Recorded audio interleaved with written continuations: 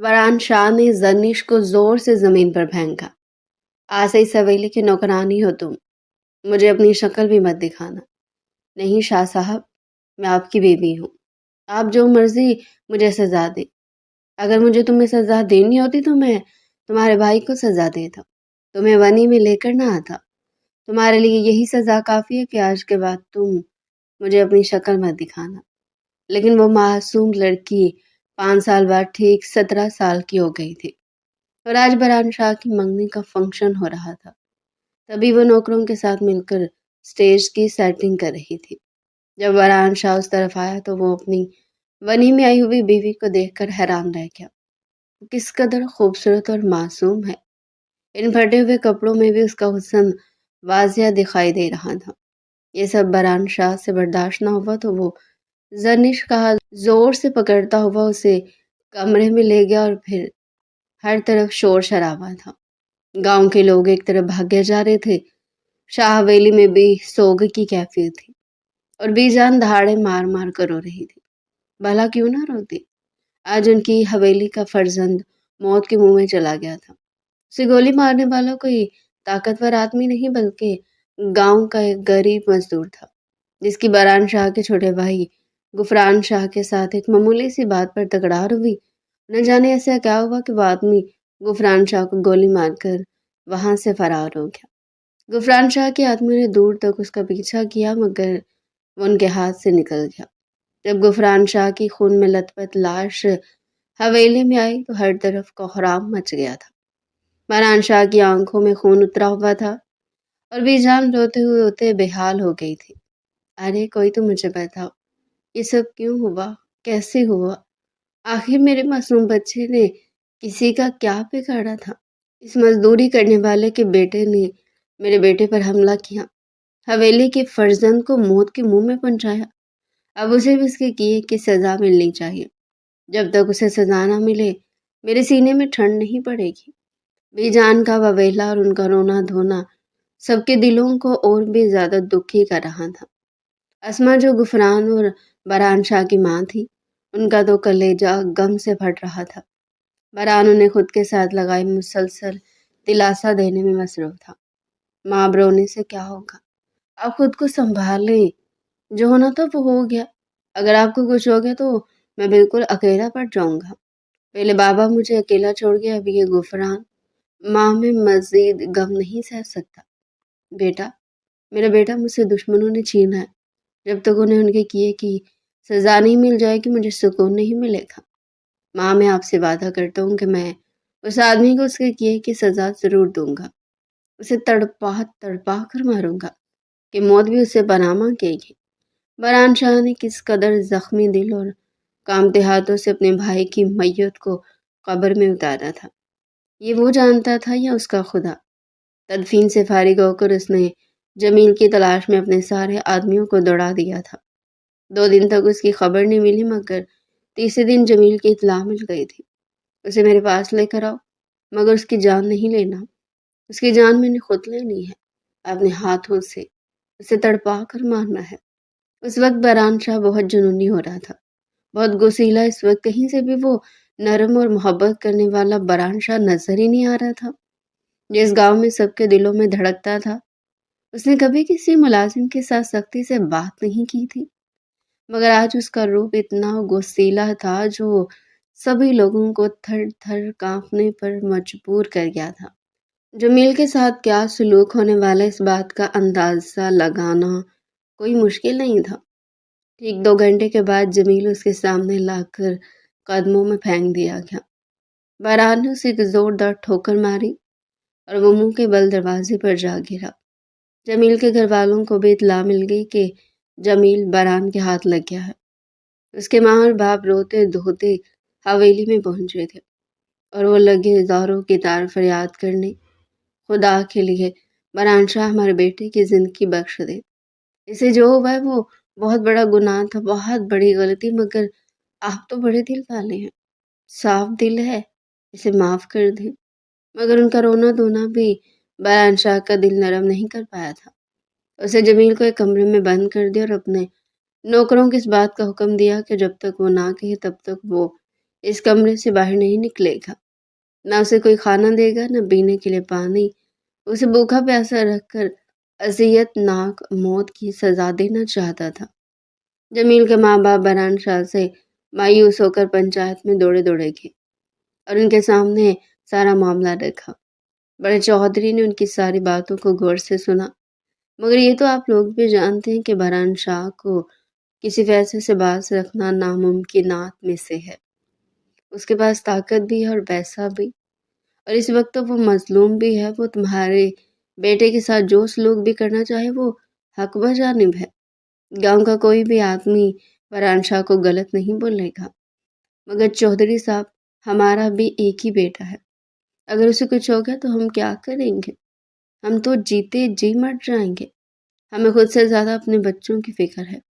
हमारी बेटी से फिर कौन शादी करेगा? सब उसे कातिल की बहन कहेंगे। आप जानते तो हैं गांव के लोगों को कि वो दुश्मनियों के मामले में कितने संगदिल वाक़या हुए हैं। बेगुनाह को भी उसके नाकर्दा गुनाहों की सज़ा देते हैं। लोगों की दुहाई सुनकर चौधरी साहब चौंके थे। तो तुम्हारा मसला एक तरीके से हल हो सकता है। अगर तुम अपनी बेटी की को वनी कर दो तो तुम्हारे दोनों मसले हल हो जाएंगे। तुम्हारी बेटी की भी शादी हो जाएगी और बेटे की जिंदगी भी बच जाएगी। वो दोनों मियाँ बीवी एक दूसरे की तरफ देखने लगे। मगर चौधरी साहब, हमारी बेटी बहुत छोटी है, अभी सिर्फ 12 साल की है। मगर चौधरी साहब ने उसे यूं झटका जैसे नाक पर से मक्खी उड़ाई हो। अरे, लड़कियों की उम्र बढ़ते कौन सी देर लगती है, पता भी नहीं चलता और पलक झपकते ही बड़ी हो जाती है। तुम लोग बस निकाह की तैयारी करो।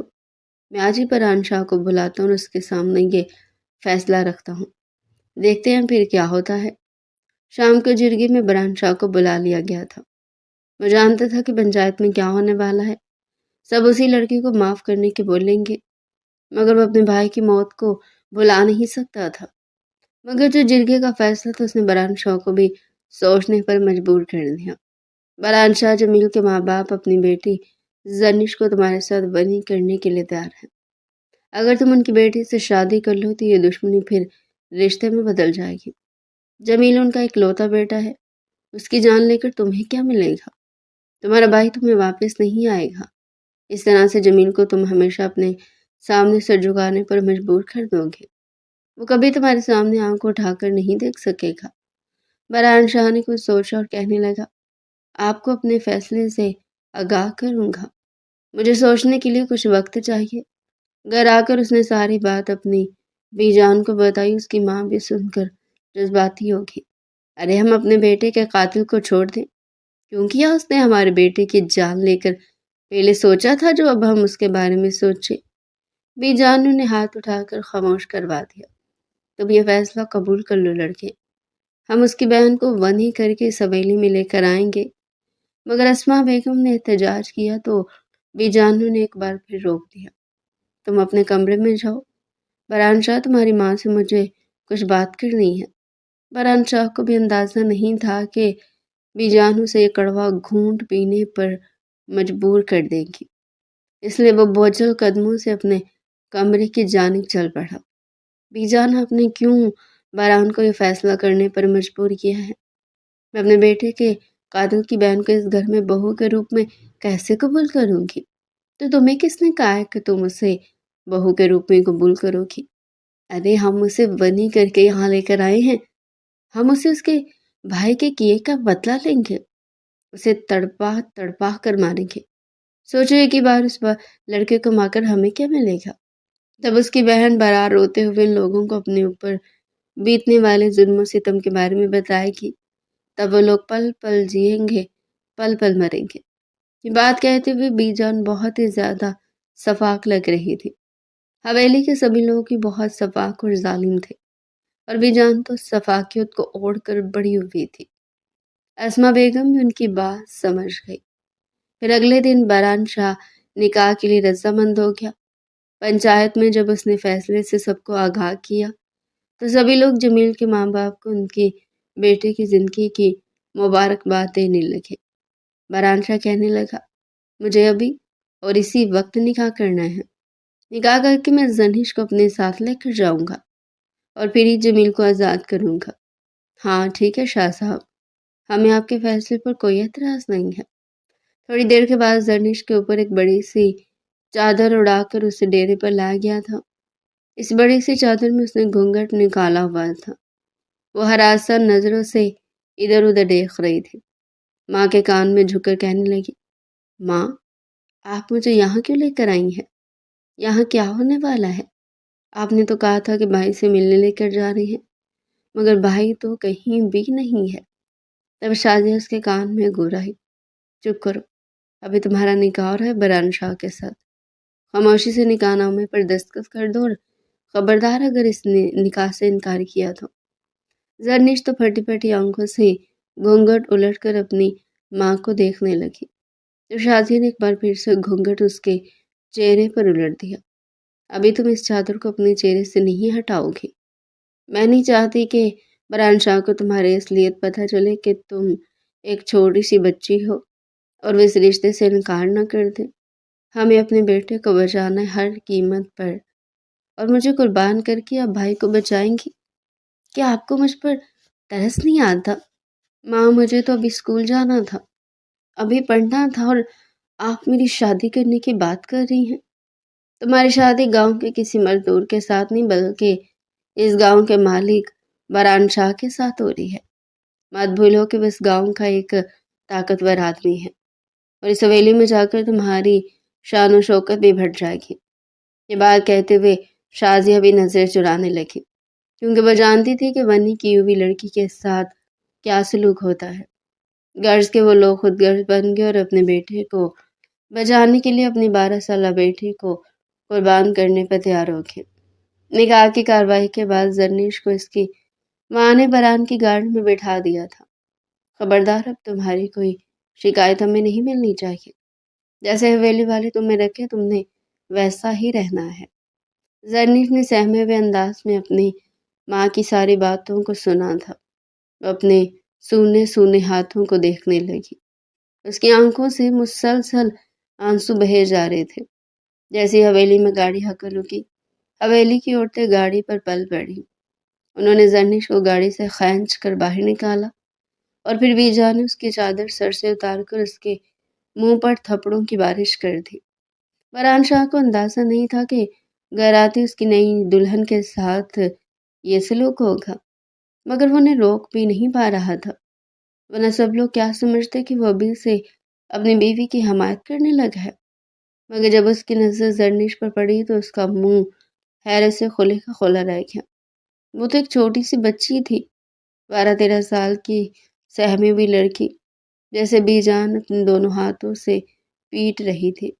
ایک پل کو برہان شاہ کا دل کانپا، اتنی چھوٹی لڑکی کے ساتھ اتنا برا سلوک، مگر پھر وہ کندھے اچکا کر رہ گیا۔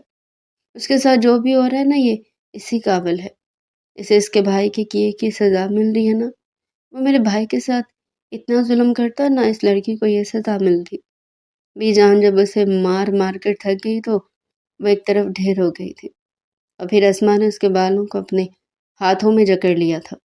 تو تم ہو وہ لڑکی جو میرے بیٹے کے قاتل کی بہن ہو؟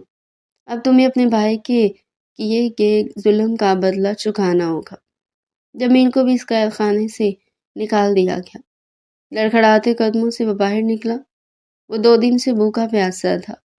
اس کی آنکھوں کے سامنے اندھیرا ناچ رہا تھا۔ اس کی نظر بھی زرنش پر پڑی تھی، جو دونوں ہاتھوں سے حویلی کی عورتوں سے پٹ رہی تھی۔ اپنا بچاؤ کرنے کے لیے اس نے اپنے ہاتھ اپنے چہرے کے سامنے رکھے تھے، مگر ان عورتوں کے سامنے وہ معصوم سی بچی اپنا دفاع کرنے کے قابل نہیں تھی۔ ایک پل کو جمیل کے کلیجے کو کچھ ہوا، مگر اگلے ہی پل اس نے باہر کی طرف دوڑ لگا دی۔ وہ اپنی بہن کے اس دوزخ میں چھوڑ کر اپنی جان بچا کر بھاگا تھا، اور اسے اس طرح بھاگتے دیکھ کر حویلی کی عورتیں زور زور سے کہکے لگانے لگی، اب تمہارا جینا مرنا اسی حویلی میں ہے۔ اب تمہارے ساتھ جو بھی سلوک کریں گے، کوئی بھی یہاں پر تمہیں بچانے کے لیے نہیں آئے گا۔ دیکھا تم نے تمہارا بھائی کیسے یہاں سے بھاگا ہے، مگر ہم ان لوگوں کو بھی چین سے رہنے نہیں دیں گے۔ روزانہ تمہیں ان کے سامنے اس طرح زد کوب کریں گے تاکہ انہیں پتہ چلے کہ ان کی بیٹی کے ساتھ کیا سلوک ہو رہا ہے۔ تمہارے گھر والوں کو تکلیف اور दुख देखकर ही हमें सुख मिलेगा। वो मार खा खा कर आधमुई होकर जमीन पर दोहरी पड़ी रही। कितने घंटे बीत गए तब बीजा ने जमीला को कहा कि जाकर इस कलमुही को देखो, कहीं मर न जाए। अगर अभी मर गई तो हमारे गुस्से की तस्कीन कैसे होगी? अभी इसे जिंदा रहना चाहिए। इसे कमरे में ले जाओ और खाना वाना भी खिला दो, और कल सुबह से जल्दी उठा देना। घर के सारे काम अब इसी नहीं करनी है। जमीला ने बेगम के हुक्म पर सर झुका दिया और इस रोती हुई लड़की को लेकर बारान शाह के कमरे में गई। उसे सोफे पर एक जगह बिठाया, उसके जख्मों पर दवा लगाई और फिर इसके लिए वहीं पर खाना लेकर आ गई। जर्निश से तो निवाला निकलना भी बहुत मुश्किल था। हर लुकमा जहर मार लग रहा था। मुलाजमा खाना लेकर वापस चली गई। उसे बैठे हुए 2-3 घंटे गुजर चुके थे। वहीं सोफे पर बैठे वो सो गए जब एक जोरदार आवाज पर उसकी आंख खुली।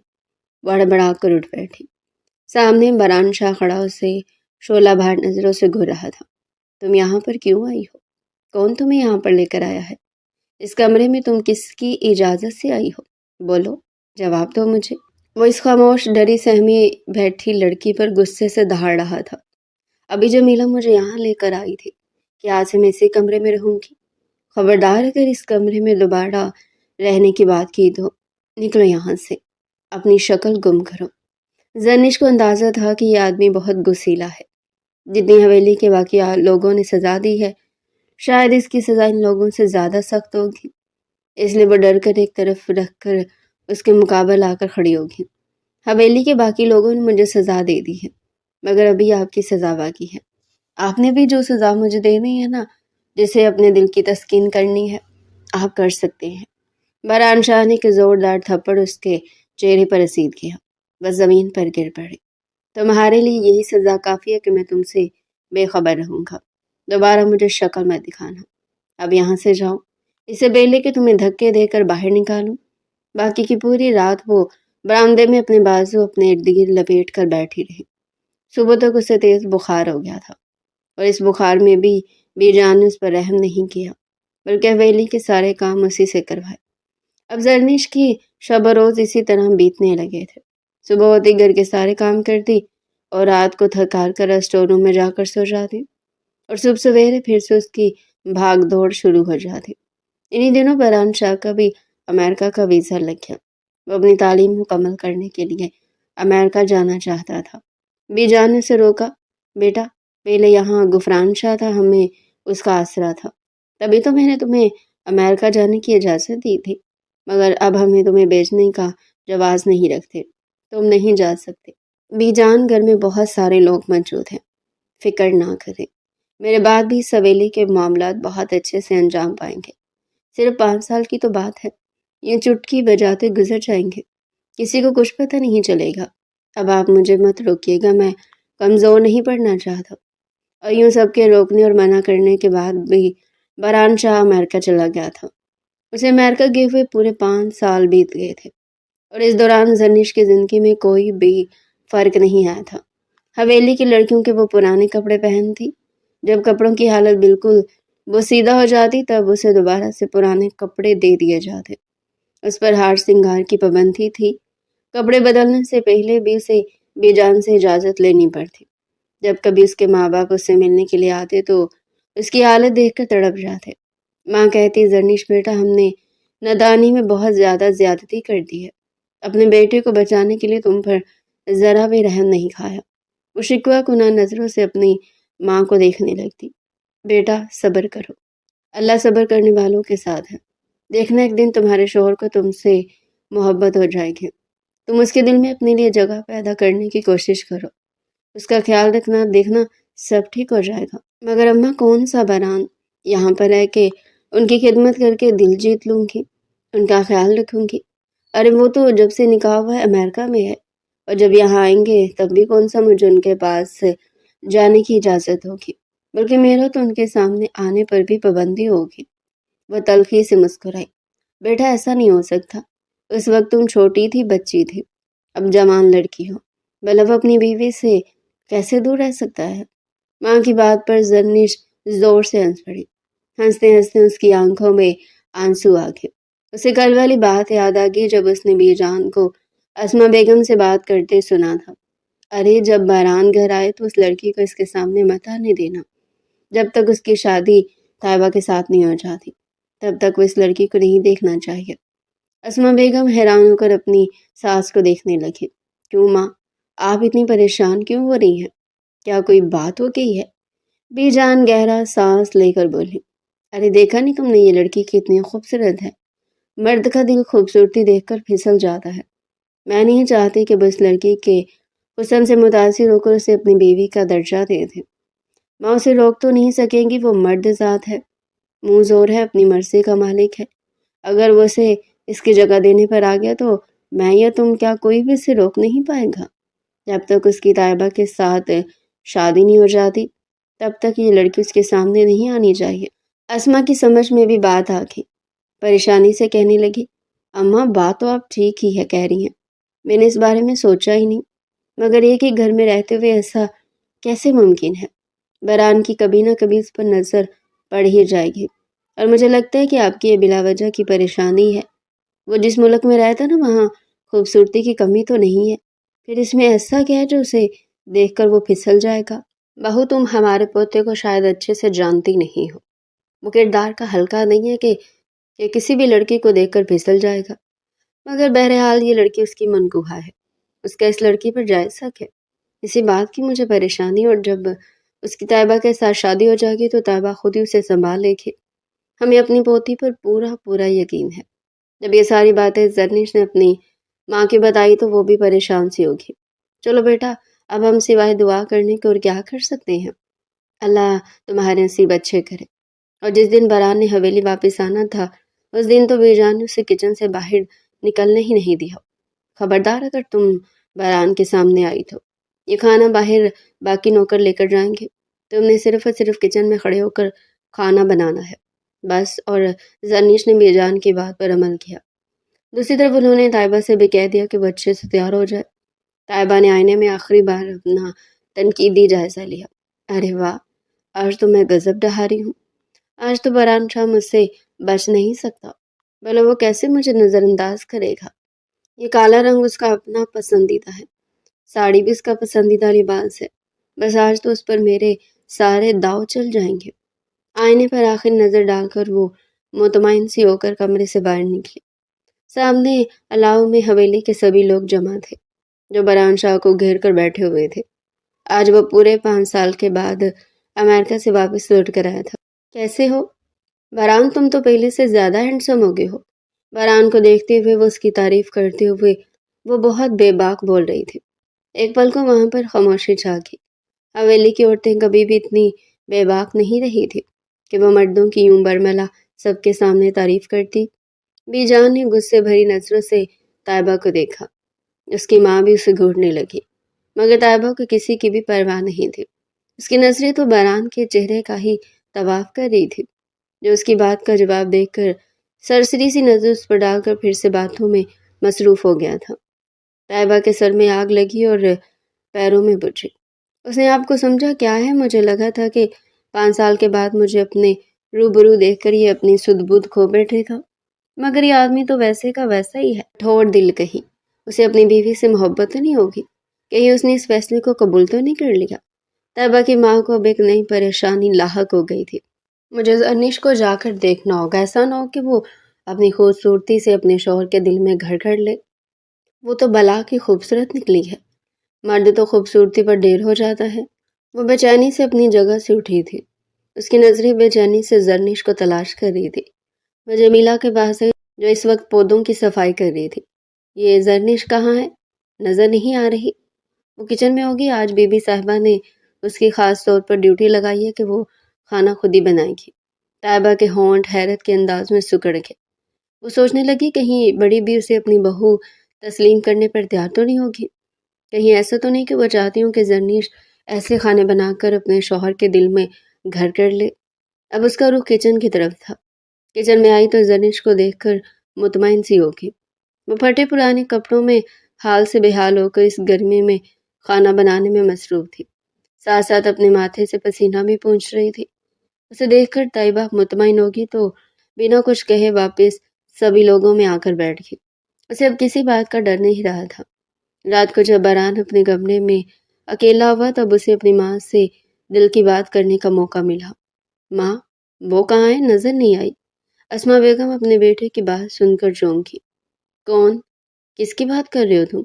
अरे माँ, वही जिसके साथ मेरा 5 साल पहले निकाह हुआ था, जिसे मैं आपके पास छोड़कर गया था, उसके बारे में पूछ रहा हूँ, क्योंकि वो कहीं नजर नहीं आई। अस्मा बेगम बौखला गई। उन्हें अंदाजा नहीं था कि बरहान इस वक्त उनसे अपनी बीवी के बारे में बात करेगा। उनके ज़हन में तरह तरह के वसवसे जागने लगे। कहीं बेजान के खदशात साबित ना हो जाए, कहीं उसने इस कलमोही को देख तो नहीं लिया। मगर बरहान के तासुरात से अंदाजा हो रहा था कि उसने अभी तक अपनी बीवी को नहीं देखा। कहने लगी, यहीं कहीं होगी हवेली में। तुम्हारे जाने के बाद वो यहीं पर ही नौकरों के साथ रहने लगी। हमने उसे तुम्हारे कमरे में रहने की इजाज़त नहीं थी। भला उसकी इतनी औकात है कि वो बहू बनकर इस घर में रहे? और तुम भी इस बात को अपने जहन में बिठा लो कि उसके साथ तुम्हारा कोई भी रिश्ता नहीं है। तुम्हारे आने का हम लोग इंतज़ार कर रहे थे। अब तुम्हारी ताइबा के साथ धूमधाम से मंगनी करके 6 महीने के बाद शादी कर देंगे। तुम्हें इस रिश्ते पर एतराज़ तो नहीं है ना? बहरान को ताइबा अच्छी नहीं लगती थी। उसकी आदतें और हरकतें हमेशा ही बहरान को ताव दिलाती, मगर वो बेजान और माँ के फैसले के खिलाफ नहीं जा सकता था। उनके फैसले पर उसने सर झुका दिया। ठीक है माँ, जैसा आपको सही लगे। मुझे इस रिश्ते पर कोई एतराज़ नहीं है। अस्मा बेगम मुस्कुराते हुए वहां से उठकर अपने कमरे में आ गई। काफ़ी देर तक बहरान अपने बेड पर करवटें बदलता रहा। उसे रात को कॉफ़ी पीने की आदत थी। जब तक कॉफ़ी पीते हुए वो किताब न पढ़ लेता तब तक उसे नींद नहीं आती थी। अभी भी कॉफ़ी की तलब उसे अपने बिस्तर से उठाकर किचन में ले आई। हवेली में हर तरफ अंधेरा था, सिर्फ किचन की लाइट जल रही थी। इस वक्त किचन में कौन है? वो सोचता हुआ किचन में आ गया। रात को खाना खाने के बाद जब जरनीश कमरे में जाने लगी थी तो अस्मा बेगम ने उसे रोक दिया था। तुम किधर जा रही हो लड़की? अभी पूरा किचन बिखरा पड़ा है। तुम नहीं जानती कि रात को गंदे बर्तन किचन में पड़े रहे तो घर में बरकत नहीं होती? वो अपनी सास की बात सुनकर खड़ी की खड़ी रह गई। मगर आज मैंने बहुत काम किया है, बहुत थक गई हूँ, इसलिए आराम करना चाहती हूँ। अस्मा बेगम के लबों पर तंजिया मुस्कुराहट बिखर गई। अच्छा, तो महारानी थक गई हैं, आराम करना चाहती हैं। तुम रुको, मैं अभी बीजान को बताती हूँ, अब वही तुमसे पूछेंगी। सास की धमकी पर वो बौखल आ गई। मैं अभी सारे काम करती हूँ बेगम साहिबा, अभी बर्तन धो लेती हूँ, किचन भी साफ कर लेती हूँ। आप गुस्सा मत करें और बीजान से भी कुछ मत कहिएगा। वो तेजी से बर्ची खाने की तरफ आ गई। अस्मा बेगम के लबों पर तंजिया मुस्कुराहट बिखर गई। मेरे सामने जुबान चलाती है, मुझे इनकार करती है। इसकी शिकायत तो मैं फिर भी बेजान से करूंगी, वही उसे अच्छे से समझाएगी। ये लड़की भी इन्हीं के काबू में सही से आती है।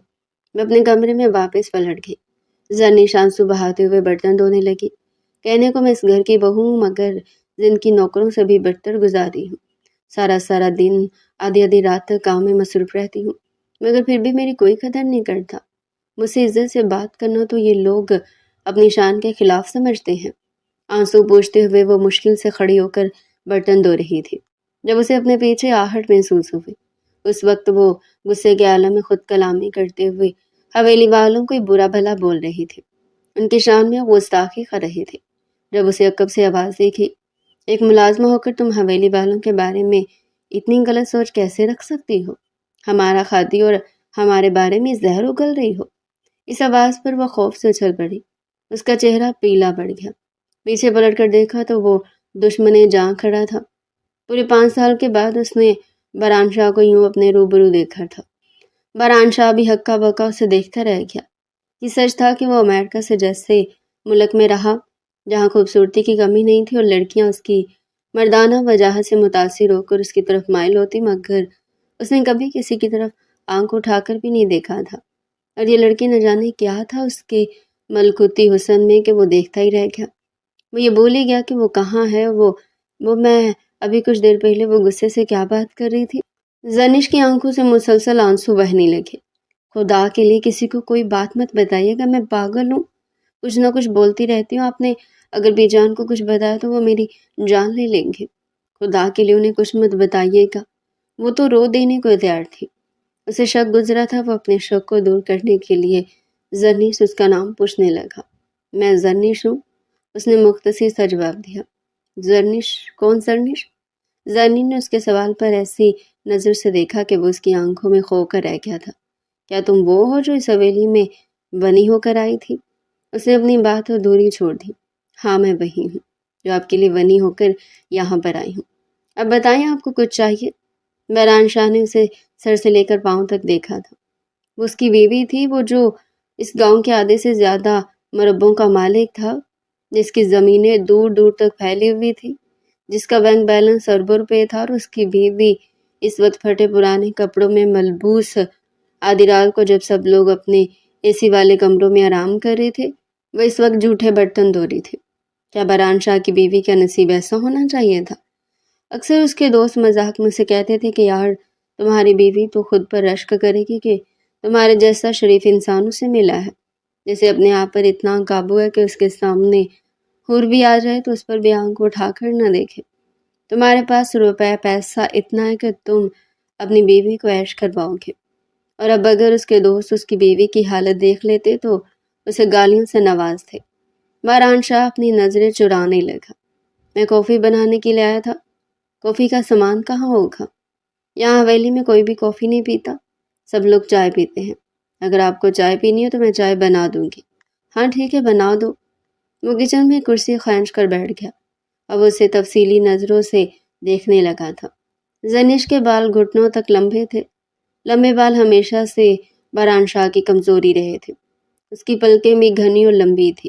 چہرہ بالکل بے داغ دودھ کی طرح سفید تھا۔ زرنیش اس کی نظروں سے پریشان ہو رہی تھی۔ یہ مسلسل یہیں پر ڈیرا جما کر بیٹھ گئے ہیں اور مسلسل مجھے ہی دیکھے جا رہے ہیں۔ اگر یہاں پر کوئی آ گیا تو مجھے باتیں سننے کو ملیں گی۔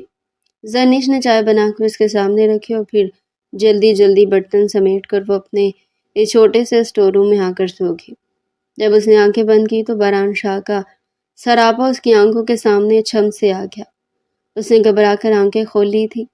دوبارہ آنکھیں بند کی تو اس کا مسکراتا ہوا چہرہ اور گہری گہری آنکھیں دیکھ کر وہ پوری طرح بے چین ہو گئی۔ یہ مجھے کیا ہو گیا؟ بار بار اسی شخص کا خیال کیوں آ رہا ہے جو میرے ساتھ اتنے قریب کے رشتے میں منسلک تو ہے مگر اسے اس رشتے کا احساس تک نہیں ہے۔ بہران شاہ کے دل کی بنجر زمین پر 5 سالہ ہجرت کے بعد ایک ایسی کومپل پھوٹی تھی جس کی مہک نے اسے اندر تک معطر کر دیا تھا۔ وہ زرنیش کے اس ملکوتی حسن اور اس کی خاموش اذیت کا اسیر ہو گیا تھا۔ اس رات کچن میں اسے دیکھنے کے بعد بہران کی نیندیں اٹھ گئی تھی۔ وہ اکثر چھپ چھپ کر اسے حویلی کے کام کرتے دیکھتا۔ کبھی وہ بھاری بالٹیاں اٹھائے برآمدے میں پوچھا لگا رہی ہوتی تو کبھی تپتی دوپہر میں کچن کے دوے میں جھلسی ہوئی روٹیاں بنا رہی ہوتی۔ بہران کا جی چاہتا کہ وہ آگے بڑھے اور اس کے ہاتھوں سے وہ بوجھ چھین لے، مگر اس کی اپنی انا اور حویلی کے سخت قوانین اس کے پاؤں کی بیڑیاں بن جاتے تھے۔ وہ دل ہی دل میں زرنیش کو پسند کرنے لگا تھا۔ اس کی نظریں خود بخود اس کا تعاقب کرتی، مگر وہ کسی سے بھی اس بارے میں بات نہیں کرتا تھا۔ اسے ڈر تھا کہ اگر بی جان یا ماں کو اس کے بدلے ہوئے تیور محسوس ہوگے تو وہ زرنیش پر مزید ظلم کریں گی۔ دوسری طرف زرنیش کا حال بھی کچھ مختلف نہ تھا۔ وہ بہران شاہ کی اس رات والی نرمی اور اس کی گہری نظروں کو بھول نہیں پاتی تھی۔ اسے پسند کرنے لگی تھی، مگر یہ پسندیدگی ایک سہمے ہوئے خواب جیسی تھی۔ وہ بہران کے سامنے کم کم آتی تھی۔ جب کبھی وہ برآمدے میں ہوتا تو وہ اپنا راستہ بدل لیتی یا دوپٹے کا پلو ماتھے تک کھینچ لیتی، مگر جب رات کا اندھیرا پوری حویلی کو اپنی لپیٹ میں لے لیتا اور سب سو جاتے تو وہ اپنے ٹوٹے ہوئے بستر سے اٹھ کر جائے نماز بچھا لیتی۔ وہ نماز میں رو رو کر اللہ سے دعا مانگتی تھی، اے میرے رب، میں نے کبھی اس ونی کے رشتے کو نہیں مانگا تھا، مگر اب یہ میرا مقدر ہے۔ بہران شاہ میرے شوہر ہیں، میرے مالک ہیں۔ یا اللہ ان کے دل میں اپنی اس گناہ گار بندی کی محبت پیدا کر دے، مجھے اس ذلت سے نکال کر ان کے دل میں تھوڑی سی جگہ دے دے۔ وہ سجدوں میں گر کر اس قدر ہوتی کہ جائے نماز آنسوؤں سے تر ہو جاتی، مگر اس کی یہ تڑپ صرف اس کے خدا تک محدود تھی۔ انہی دنوں حویلی میں بہران کی منگنی کی باتیں زور و شور سے ہونے لگی تھی۔ طیبہ جو پہلے ہی اپنی جیت کے جشن منا رہی تھی، اب تو وہ پھولے نہیں سما رہی تھی۔ وہ ہر وقت منگنی کی تیاریوں میں مصروف رہے تھی اور جان بوجھ کر زرنیش کو تکلیف دینے کا کوئی موقع ہاتھ سے نہ جانے دے تھی۔ ایک دن جب زرنش سیڑھیوں پر جھاڑو لگا رہی تھی، طیبہ وہاں آئی اور اپنی قیمتی انگوٹھی اس کے سامنے لہرانے لگی۔ دیکھو زرنش، یہ انگوٹھی برہان شاہ نے خاص طور پر میرے لیے منگوائی ہے۔ پرسوں ہماری منگنی اور اس کے بعد ہماری شادی ہو جائے گی۔ پھر تم دیکھنا اس حویلی میں صرف میرا راج ہوگا۔ تم تو ہمیشہ ایسے ہی نوکرانی بن کر جھاڑو پوچھا کرتی رہو گی۔ آخرکار برہان شاہ جیسے مرد کو مجھ جیسی پڑھی لکھی اور خوبصورت لڑکی ہی جچتی ہے۔ تم جیسے قاتل کے بہن بھلا ان کے برابر کیسے بیٹھ سکتی ہے؟ طیبہ کی باتیں کسی زہریلے نشتر کی طرح زرنش کے دل میں اتر رہی تھی۔ اس کا دل ٹوٹ رہا تھا، کرچیاں بن کر بکھر رہا تھا، مگر وہ کسی سے کچھ بھی نہیں کہتی تھی۔ اس نے اپنا سر مزید جھکا لیا اور خاموشی سے کام میں مصروف رہی۔ اس کی خاموشی طیبہ کو مزید آگ بگولا کر دیتی تھی۔ تم بولتی کیوں نہیں ہو؟ گونگی ہو گئی ہو کیا؟ خیر تمہارا تو کام ہی چپ رہنا ہے۔ بس یہ یاد رکھنا کہ برہان اب صرف میرا ہے۔ منگنی کی تیاریاں اب آخری مراحل میں تھی۔ حویلی کے بڑے صحن کو روشنیوں سے سجایا جا رہا تھا۔ بی جان اور اسما بیگم خود کھڑے ہو کر ہر چیز کی نگرانی کر رہی تھی۔ زرنش کو حکم ملا تھا کہ وہ ملازموں کے ساتھ مل کر اسٹیج کی سجاوٹ میں مدد کرے۔ وہ سفید اور گلابی پھولوں کی لڑیاں ہاتھ میں لیے اسٹیج پر چڑھ گئی۔ اس کے ہاتھ لرز رہے تھے۔ وہ وہی اسٹیج سجا رہی تھی جہاں اس کے خوابوں کا قاتل کسی اور کے ساتھ بیٹھے گا۔ برہان شاہ برآمدے میں کھڑا یہ سب دیکھ رہا تھا۔ اس کا جی تڑپ رہا تھا۔ وہ دیکھ رہا تھا کہ زرنش کے چہرے پر تھکن کے ساتھ ساتھ ایک گہرا کرب بھی ہے۔ وہ چاہ کر بھی اسے اس تکلیف سے نہیں بچا پا رہا تھا۔ اسٹیج سجانے کے دوران ایک موتیوں کی لڑی زرنش کے بالوں میں الجھ گئی۔ اسے نکالنے کی کوشش کری تھی کہ برہان شاہ وہیں آ گیا۔ ملازم ادھر ادھر کام میں مصروف تھے۔ برہان نے دھیرے سے کہا، کیا میں مدد کروں؟ زرنش کے پاؤں تلے سے زمین نکل گئی۔ اسے گھبرا کر سر اٹھایا۔ برہان شاہ اس کے بالکل قریب کھڑا تھا۔ اس کی آنکھوں میں وہ ستائش تھی جو زرنش نے پہلے کبھی نہیں دیکھی تھی۔ نہیں شاہ صاحب، میں کر لوں گی، اس نے کپکپاتی آواز میں کہا۔ برہان نے اس کی بات انسنی کر دی اور خود آگے بڑھ کر اس کے بالوں سے وہ لڑی نکالنے لگا۔ اسے ایک لمحے کے لیے وقت تھم گیا تھا۔ برہان کو زرنش کے وجود سے اٹھتی بھینی بھینی خوشبو اپنے حواس پر طاری ہوتی محسوس ہوئی۔ زرنش کا دل اتنی زور سے دھڑک رہا تھا کہ اسے لگا وہ ابھی باہر آ جائے گا۔ اسی دوران طیبہ کی اونچی آواز گونجی، برہان، آپ وہاں کیا کر رہے ہیں؟ برہان شاہ فوراً پیچھے ہٹا اور سختی سے بولا، کچھ نہیں، بس دیکھ رہا تھا کہ کام صحیح سے ہو رہا یا نہیں۔ وہ تیزی سے وہاں سے چلا گیا، مگر زرنش کے دل میں امید کا ایک ننھا سا دیا جل اٹھا تھا۔ اسے لگا کہ شاید اللہ نے اس کی دعائیں سن لی ہے، مگر پھر جب اس نے منگنی کے اسٹیج کی طرف دیکھا تو حقیقت کے سرد تھپڑ نے اسے پھر سے خاموش کر دیا۔ وہ پھر سے اپنا سر جھکا کر پھول پرونے لگی۔ منگنی کا دن قریب تھا اور حویلی کا ہر گوشہ جشن میں ڈوبا ہوا تھا، سوائے زرنش کے دل کے جہاں ماتم بپا تھا۔ وہ سوچ رہی تھی کہ کیا کبھی اس سے اس کے کیے کی معافی ملے گی یا وہ ساری زندگی کسی اور کے لیے خوشیوں کے سٹیج سجاتی رہے گی۔ اس کے آنسو پھولوں کی پنکھڑیوں پر گرے اور گم ہو گئے، بالکل اس کی محبت کی طرح جو ایک گہرا راز بن کر اس کے سینے میں دفن تھی۔ منگنی کا دن آ پہنچا تھا۔ حویلی میں مہمانوں کا تانتا بندھا ہوا تھا۔ زرنش صبح سویرے سے کاموں میں جٹی ہوئی تھی۔ بی جان نے اسے خاص طور پر تاکید کی تھی کہ وہ مہمانوں کے سامنے نہ آئے اور کچن کا سارا انتظام سنبھالے۔ وہ پسینے میں شرابور دیگوں کے پاس کھڑی تھی، جبکہ باہر موسیقی اور کہکہوں کا شور تھا۔ اسے ہر کہکہ اپنے دل پر ایک چوٹ محسوس ہو رہا تھا۔ برہان شاہ آج کالی شیروانی میں بلا کا وجی لگ رہا تھا، مگر اس کے چہرے پر وہ خوشی نہیں تھی جو ایک دلہے کے چہرے پر ہونی چاہیے تھی۔ وہ بار بار کچن کی طرف دیکھتا جہاں زرنش موجود تھی۔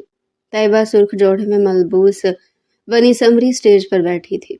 وہ بار بار اپنی سہیلیوں کو دکھا رہی تھی کہ وہ کس قدر خوش قسمت ہے۔ اسما بیگم نے زرنش کو آواز دی، زرنش، جلدی سے یہ شربت کا گلاس اسٹیج پر دے کر آؤ، اور یاد رکھنا اپنی منحوس شکل ڈھانپ کر رکھنا۔ زرنش نے لمبا گھونگھٹ نکالا اور لرزتے ہاتھوں سے ٹرے اٹھائے اسٹیج کی طرف بڑھی۔ وہاں برہان شاہ بیٹھا تھا۔ جیسے ہی زرنش نے ٹرے برہان کے سامنے کی ان کی نظریں ملی، घूंघट के पीछे से जर्निश की रोती हुई आंखें बरहान को सब कुछ बता रही थी। बरहान ने गिलास उठाते हुए जर्निश की उंगलियों को छुआ। ये लम्स एक वादा था या एक अलविदा, जर्निश को कुछ समझ नहीं आया। वो ट्रे संभालती हुई वहां से भागी और अपने स्टोर रूम में आकर फुट फुट कर रोने लगी। बाहर मंगनी की रस्में अदा की जा रही थी, तालियां बज रही थी और जर्निश अपने रब के सामने सजदे में गिरी कह रही थी, या अल्लाह, अगर मेरा सब्र ही तेरी रजा है तो मुझे इतनी हिम्मत दे दे कि मैं ये सब कुछ सह सकूं। बरहान शाह ने अंगूठी पहनते वक्त तैयबा की तरफ नहीं बल्कि इस रास्ते की तरफ देखा जहां से जर्निश अभी गई थी। उसे एहसास हो गया था कि वह इस मासूम लड़की को अब मजीद तकलीफ में नहीं देख सकता, मगर हालात की संगलाख दीवारें बहुत ऊंची थी। उसे पता था कि अभी उसे एक बहुत लंबी जंग लड़नी है, अपनी मोहब्बत के लिए और अपनी अना के खिलाफ भी। रात के आखिरी पहर जब सब मेहमान चले गए और हवेली में खामोशी छा गई, बरहान शाह बरामदे में अकेला बैठा था। उसने मंगनी की वो कीमती अंगूठी अपने हाथ से उतारी और मेज पर रख दी। उसका दिल सिर्फ एक ही नाम पुकार रहा था, जर्निश। वह जानता था कि जर्निश भी उसे चाहने लगी और यही तड़प उसे चैन नहीं लेने दे रही थी। दूसरी तरफ जर्निश अपनी अपनी जायनमाज समेट रही थी। उसके चेहरे पर एक अजीब सा सुकून था, जैसे उसने अपना मामला अल्लाह पर छोड़ दिया हो। उसे नहीं मालूम था कि आने वाला कल क्या लाएगा, मगर उसे इतना पता था कि उसके आंसू रायगा नहीं जाएंगे। बरहान ने फैसला कर लिया था कि वो अब खामोश नहीं रहेगा, चाहे उसे अपनी माँ और बेजान के सामने ही क्यों ना खड़ा होना पड़े। वह जर्निश को उसकी असल पहचान दिलाएगा। उसे बनी नहीं बल्कि बरहान शाह की मनकूहा बनाकर दुनिया के सामने लाएगा। मगर अभी ये सफ़र बहुत कठिन था और मंगनी का यह स्टेज जिस पर वो अभी बैठा था सिर्फ एक शुरुआत थी, उस आग की जो अब पूरी हवेली को अपनी लपेट में लेने वाली थी। जर्निश ने अपनी आंखें मूंद ली और बरहान का वही लम्स याद किया जो उसके हाथों पर अब भी महक रहा था। वो दोनों एक दूसरे के लिए अजनबी भी थे और सबसे ज़्यादा करीब भी। यही मोहब्बत की वो कड़ी थी जो अब दुश्मनी को रिश्ते में बदलने वाली थी।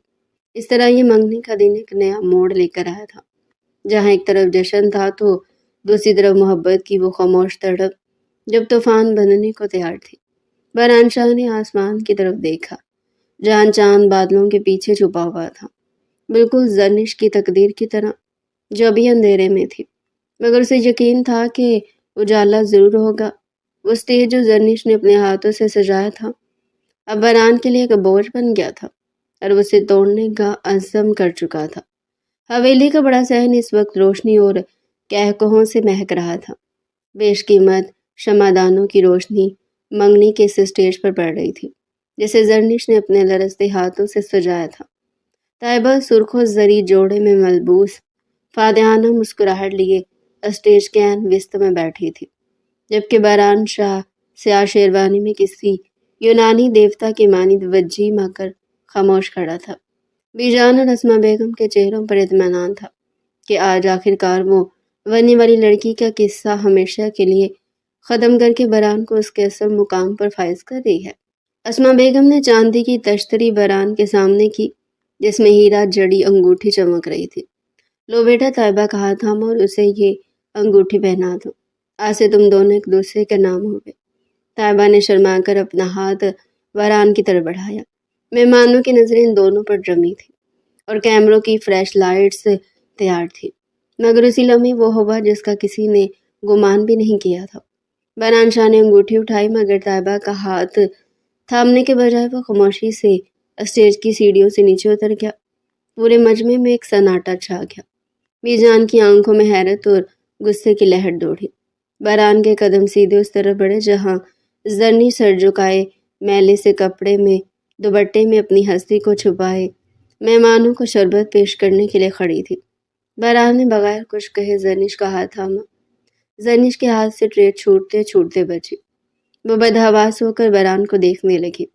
शाह साहब, या आप क्या? उसके अल्फाज उसके हलक में ही रह गए। जब बरहान उसे खर्चता हुआ मजमे को चीकर स्टेज की तरफ ले जाने लगा। बरहान, ये क्या बदतमीजी है? बीजान की गर्जदार आवाज गूंजी, मगर बरहान ने मुड़कर भी ना देखा। वो जर्निश को स्टेज पर ले आया और उसे ताइबा के सामने खड़ा कर दिया। ताइबा तो जैसे सख्ते में चली गई थी। उसका रंग زرد پڑ چکا تھا۔ بران شاہ نے مائک اٹھایا اور بلند و آہنی آواز میں مجمع سے مخاطب ہوا۔ آج یہاں موجود تمام معزز مہمان گواہ رہے، میں بران شاہ آج اپنی بیوی زنش کے ساتھ اپنے رشتے کو پوری دنیا کے سامنے تسلیم کرتا ہوں۔ 5 سال پہلے اس لڑکی کے ساتھ میرا نکاح ہوا تھا اور خدا کے نزدیک یہ میری منقوہ ہے۔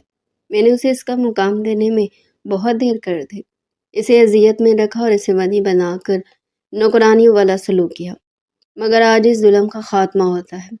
آج سے یہ اس حویلی کی بڑی بہو اور میری شریک حیات ہے۔ پورا ہال گنگ رہ گیا۔ بے جان غصے سے کانپنے لگی۔ بران تم ہوش میں تو ہو؟ ایک قاتل کی بہن کو تم اپنی برابری دے رہے ہو؟ تم نے شاہوں کی ناک کاٹ دی ہے۔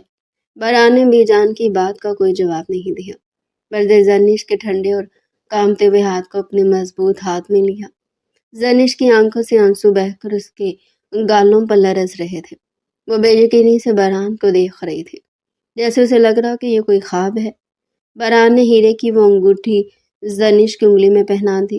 یہ محض ایک زیور نہیں تھا، بلکہ اس کی عزت نفس کی واپسی کا پروانہ تھا۔ حویلی کے مردوں اور عورتوں نے شور مچانا شروع کر دیا۔ اسما بیگم چلائی، میں اس لڑکی کو کبھی اپنی بہو نہیں مانوں گی۔ بران تم نے میرا کلیجہ پاش پاش کر دیا ہے۔ طیبہ اسٹیئر سے روتی ہوئی نیچے اتری۔ آپ نے میری توہین کی ہے بران شاہ، اس 2 ٹکے کی لڑکی کے لیے مجھے سب کے سامنے رسوا کیا۔ بران شاہ کی آنکھوں میں ایک عجیب سی چمک تھی، وہ جنونی لگ رہا تھا۔ اس نے زرنش کے گرد اپنا بازو حل کیا، جیسے اسے پوری دنیا کے شر سے بچا رہا ہو۔ جسے اعتراض ہے وہ ابھی اس حویلی سے جا سکتا ہے۔ زرنش میری بیوی اور اس کا فیصلہ میرا رب کر چکا ہے۔ میں نے اس کے ساتھ بہت زیادتی کی، اسے تنہا چھوڑا، مگر اب مزید نہیں۔ اب اگر کسی نے اس کی طرف میلی آنکھ سے دیکھا یا اسے بنی کہہ کر پکارا تو وہ میرا سب سے بڑا دشمن ہوگا۔ اگلے چند دن حویلی کسی جنگ کے میدان کا منظر پیش کر رہی تھی۔ بے جان نے کھانا پینا چھوڑ دیا تھا۔ اسما بیگم ہر وقت تانے دیتی تھی۔ ایک صبح جب زرنش بورچی خانے میں کام کر رہی تھی، اسما بیگم نے اسے زور سے جھٹکا دیا۔ تم سمجھتی اس انگوٹھی سے تم ہماری برابری کر لو گی؟ تم کل بھی ایک مزدور کی بیٹی تھی اور آج بھی وہی ہو۔ بران شاہ وہیں سے گزر رہا تھا، رک گیا، اس کا چہرہ غصے سے سرخ ہو گیا۔ وہ سیدھا بے جان کے کمرے میں گیا جہاں خاندان کے دیگر لوگ بھی موجود تھے۔ اس نے بلند آواز میں اعلان کیا، بے جان اور ماں، آپ لوگ کان کھول کر سن لیں۔ میں دیکھ رہا ہوں کہ آپ لوگ ابھی بھی زنش کو ذہنی اور جسمانی اذیت دے رہے ہیں۔ میرا آخری فیصلہ سن لیں، اگر آج کے بعد کسی نے بھی زنش کے ساتھ ذرا سا بھی برا سلوک کیا یا اسے نیچا دکھانے کی کوشش کی تو میں اسی وقت زنش کا ہاتھ پکڑ کر یہ حویلی چھوڑ دوں گا اور پھر کبھی مڑ کر واپس نہیں آؤں گا۔ بے جان کا منہ کھلے کا کھلا رہ گیا۔ وہ جانتی تھی کہ بران اپنی بات کا پکا ہے اور شاہ خاندان کا وارث اگر چلا گیا تو ان کی جائیداد اور روب مٹی میں مل جائے گا۔ بران تم ایک لڑکی کے لیے اپنی ماں اور دادی کو چھوڑ دو گے؟ اسما بیگم رو پڑی۔ میں اپنی بیوی کے حق کے لیے ہر وہ دہلیز چھوڑ دوں گا جہاں اسے عزت نہ ملے۔ انتخاب آپ کا ہے۔ بران کے لہجے کی کاٹ نے سب کو خاموش کر دیا۔ اس دن کے بعد حویلی والوں کے تیور بدلنا شروع ہو گئے۔